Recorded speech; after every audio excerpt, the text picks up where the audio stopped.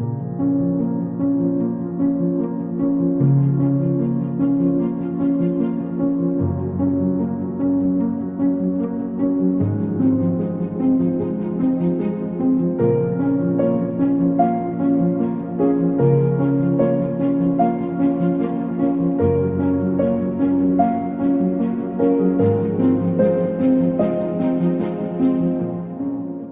everyone to another Wisdom of the Heart video series. Today we have an exciting topic, and it's called Making Feelings Visible.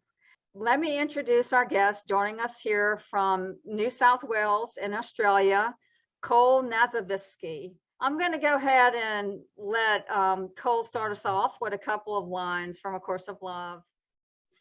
Yes, we're going to be talking about the eternal magnetic. Oh, I love that word, magnetic. I love that word too, and it is a better word for feelings than feelings. Because feelings is so vastly misunderstood. You know, they're like imprints on the mind rather than the actual thing that they are, you know, which is this magnetic vibration that joins everything. It magnetizes to you everything there is to be magnetized. So they're actually exquisite.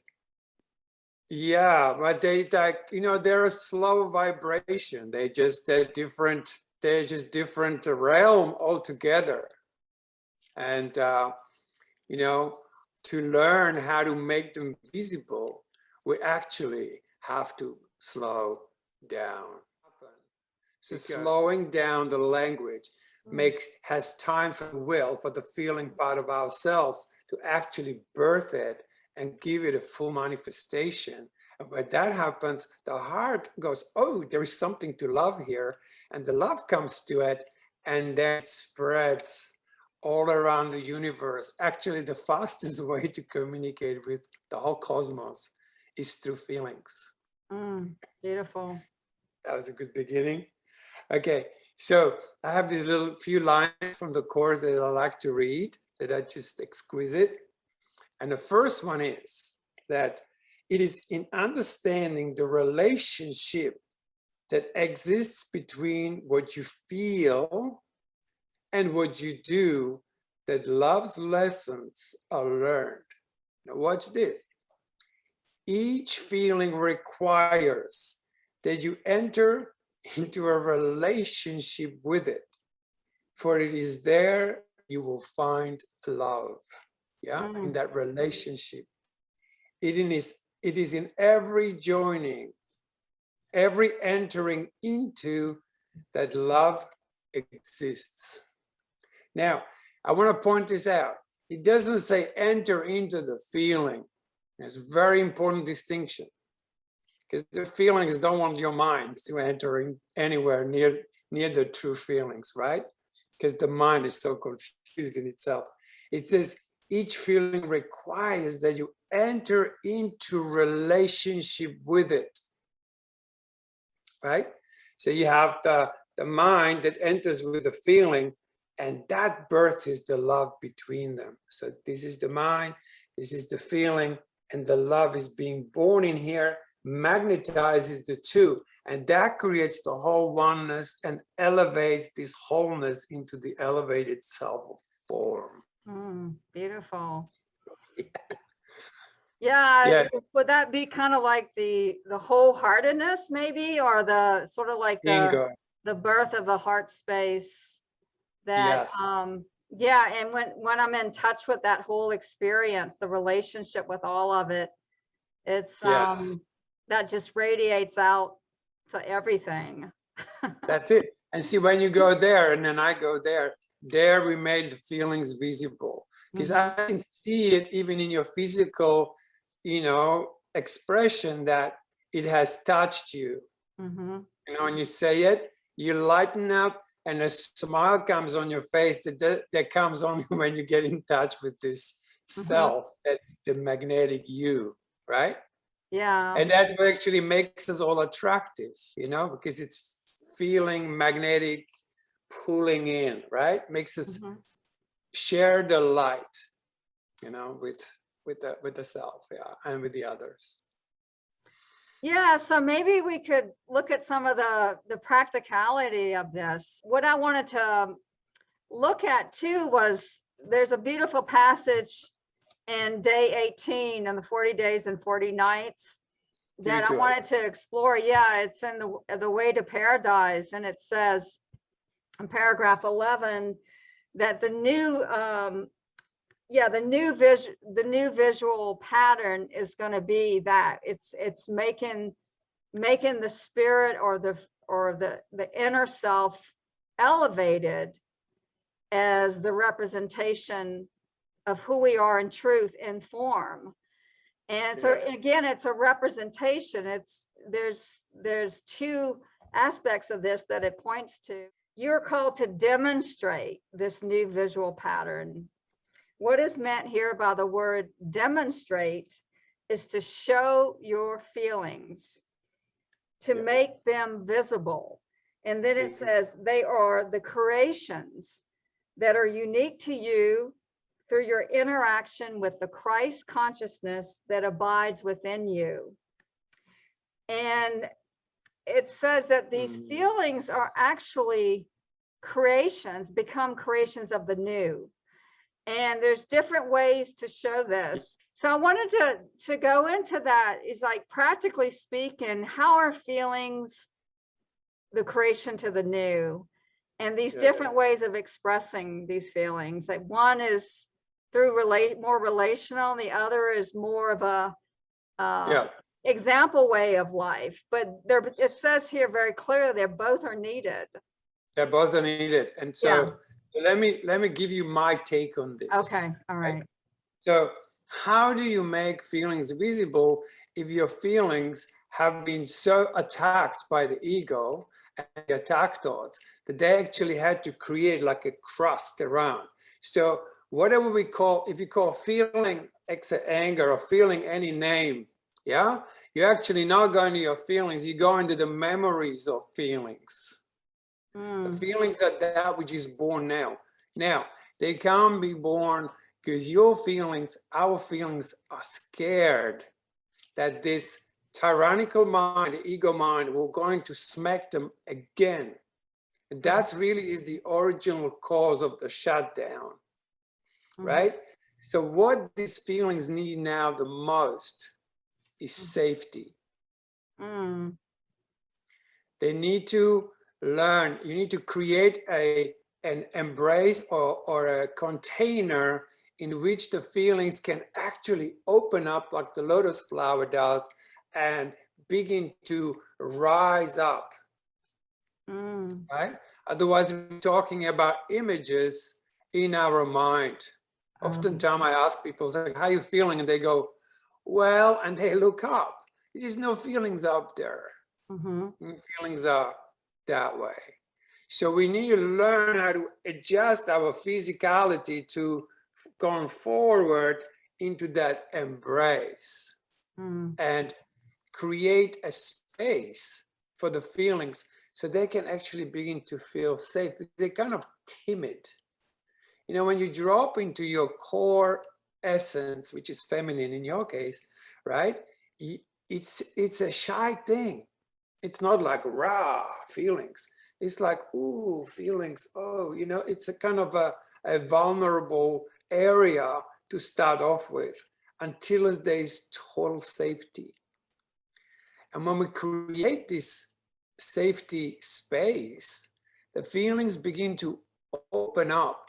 And then we will see the now feelings, not the feelings that were stored or named or attacked. We begin to enter into the kingdom where the feelings are created, where there's a birth of feelings. And they begin to rise and they begin to shine. And one thing, you know, when you're in the true feelings, it will always smile you. Even feelings that seem but be intense feelings or like so, when they're real and when they're free to be what they are, they just begin to smile you. It comes a light that makes it visible for others to see, right? But what I want to talk about, what happens when this opening happens, that is the moment when the vision is born. Mm-hmm. You know how the Course in Miracles talks about when the vision, what the vision will show you. You know, for a long time, I had no idea what this vision was. I had some kind of imagery around it.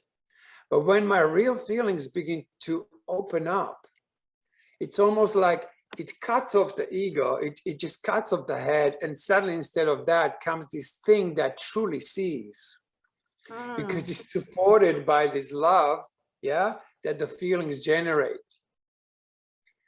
It changes ego mind into the vision, which you begin to see inwardly, yeah, to make them visible fully, like you see the kingdom. You see what's below there, right? Even below the heart. You see? Yeah, it seems like that's kind of like there's a line, yeah, in the Course of Love where it talks about we begin to see with the eyes of the heart. We're no longer looking out, but we're looking in. And that's the whole inner kingdom. And when those feelings are actually met in that love and relationship, there's a resurrection moment there. That's the inward vision of true seeing. I think what, Course in Miracle calls Christ vision. And what Course of Love is saying is the new visual patterns are going to be elevated and they're going to be allowed to be seen. We making those feelings visible, the true feelings, not the emotional responses that come on the surface. So yeah, maybe we can touch into that, because I think that's something that's confusing to a lot of people. Is it seems like there's a confusion between emotions and feelings. Yes. And I think the true feelings, from what I'm hearing, and I would love to hear your response from the Course of Love, the true feelings are coming from the heart and something deeper. It's like that whole heart space, whereas the emotional reactions are really fear, because fear does not want to feel. Yes. And so I feel like that's what the fear comes from. It's that inability to be with what's arising in this moment. Because you see, fear is always of what we're going to feel when we get there. You know, fear is this mechanism that goes like, you go into those feelings, that's going to be intense, because feelings are huge. You know, they are this magnetic realm of the great mother of everything. They actually even say the mother of God, right? It's actually, that's what birth is, the God presence in us. Yeah, is this mother reflection, which is like the most denied aspect of creation in this realm that we find ourselves in. Feminine's behind anything that's to do with a feeling. It's changed into emotions. And so what happened when the spirit denied the will, right? It created a gap. And then so the part of the mind says like, what about the feelings? And he goes, don't worry, we'll make some up. And those feelings are emotions. We call them feelings, but they're actually emotions. They don't have true feelings, nowhere near them. Yeah. And that's why they make no sense. People get emotional, and I'm not saying emotional is wrong. Right. I'm saying emotional is another stop. I give you a really good example. It's like 3 times I ask, how are you feeling? First thing, people look up and they go, and they give me a thought. I said like, well, that's a thought. That's not a feeling. Give me a feeling. Then they get the tears and they go like, become emotional. I said, now you're getting emotional. That's good. But let's go below the emotion. What's there? And then comes this moment of silence. Yeah. Because you see, feelings don't talk. Good point. They don't do this. Actually, the closest thing, and this is what I'm doing in my men's group at the moment, when we have the sharing at the beginning, I say, how are you? How are you? And he goes, oh, and the whole room goes like, wow, I really understand. The feelings don't talk. They are vibration, and the sound is closer to the vibration. And this is something that got beaten out of us early in a childhood, in a natal kind of state where we are. So like you made a sound, they put a bottle in your mouth. You know, you made a sound, they moved you around, they trying to put you to sleep. Anytime you made a sound, they say, hey, get quiet, kids, go quiet, right? And so we lost this expression, you know, that helps to make feelings visible. Yeah.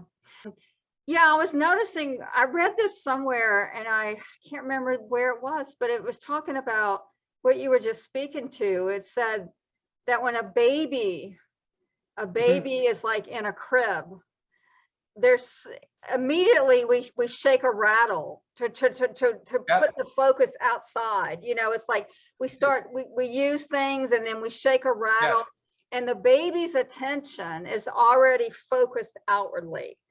And that's the start of almost like that separation, fear-based consciousness, which I no longer call the ego, but it's separation, or it's the patterns and the conditioning that we all have been through. Yeah. And so for me to get in touch sometimes with my true feelings, like what is it really? I make sound. I put my head forward and I just go, oh. And then that reverberates my physical structure as well. It loosens up the crust, you know, the constant attack of the mind onto the feelings, which they have to protect themselves. These feelings are virtually living like this. Hello, it's like protection, right? I know. That's why the Cut off safety from our whole being. Yeah, exactly. Yes, that's why the safety, to develop safety, you know, is the number one thing. Develop safe space. Yeah. Sometimes you might even close your eyes and you might not feel safe even with yourself. And I wouldn't if this is in charge. The feeling's actually not safe because the thoughts, they just basically tyrannical, like the Course says, and they're constantly attacking and they don't even know it, that they're doing it. So even that's the actual shadow is right there in the mind, where we don't see the thoughts that attack the feelings. That's where the Course in Miracles workbook is impeccable, because it trains you to become aware of all these attack thoughts. Once you see them, but you will only see them when the feelings come into the game. The feelings are the reflective part of ourselves that show us what this is doing. And even the idea of Kali, you know, that she cuts the man's head off, you know, but she cuts the head off so the real head can come back, the true self. And that's the whole metaphor, right?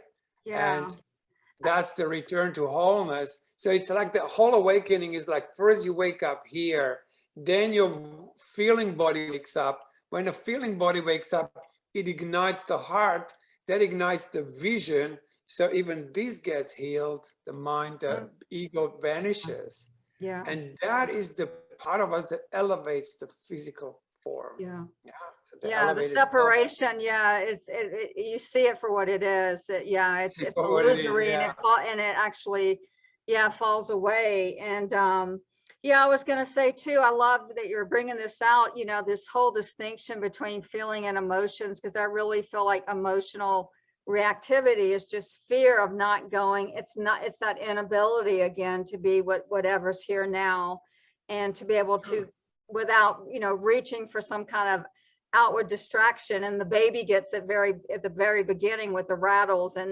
But what I was going to say is, in the beginning of A Course of Love, it talks about that. It says that really the closest probably that you can come to like the true feeling, and I'm just paraphrasing, is those feelings that you cannot name.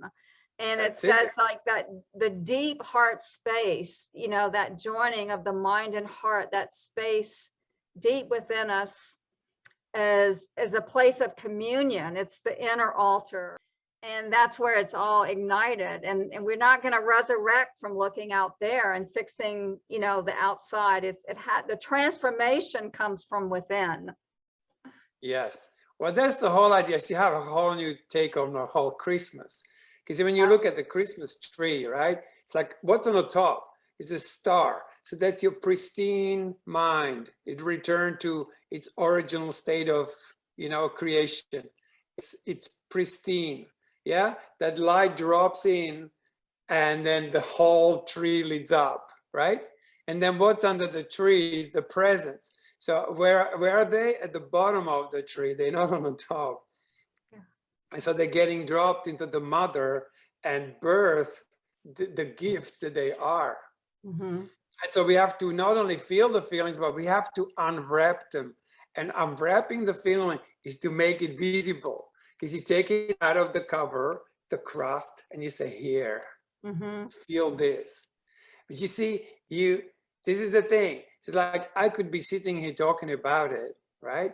If your own feeling body is shut down, then you're missing that thing which can read my own feelings.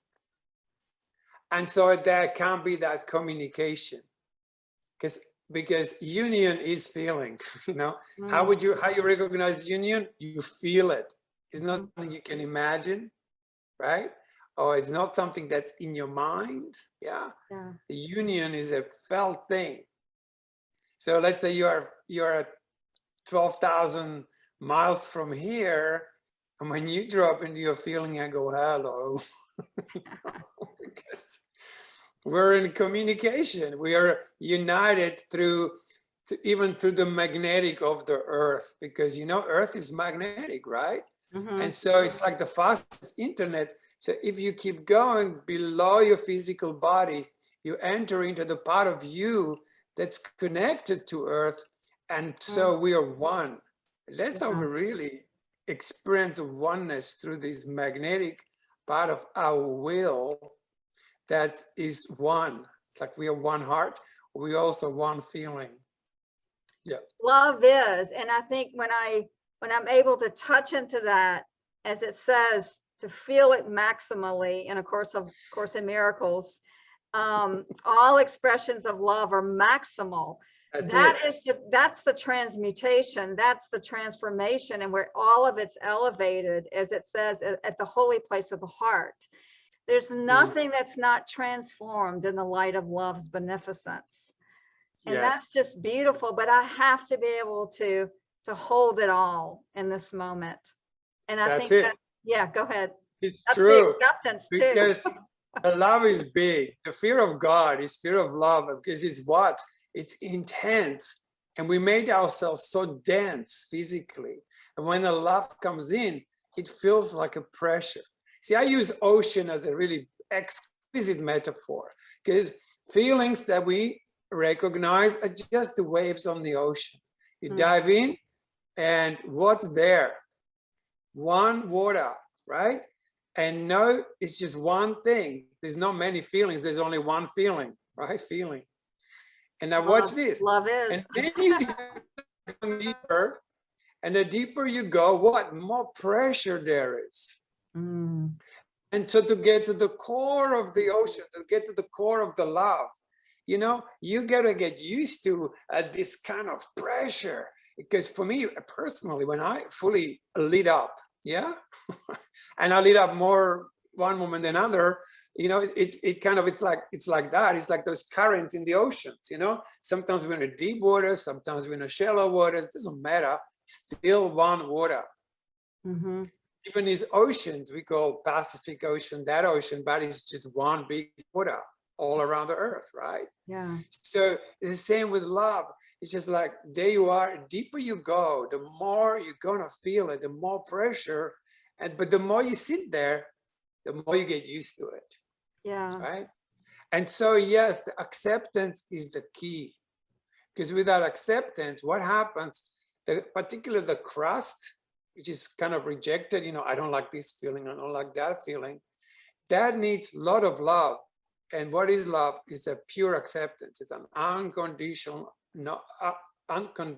acceptance, right? Yeah. When the feelings feel the unconditional love of the mind, they begin to open up. That's really the Kundalini energy. They begin to flow upwards like the whole nature does. You know, everything's flowing up, and out.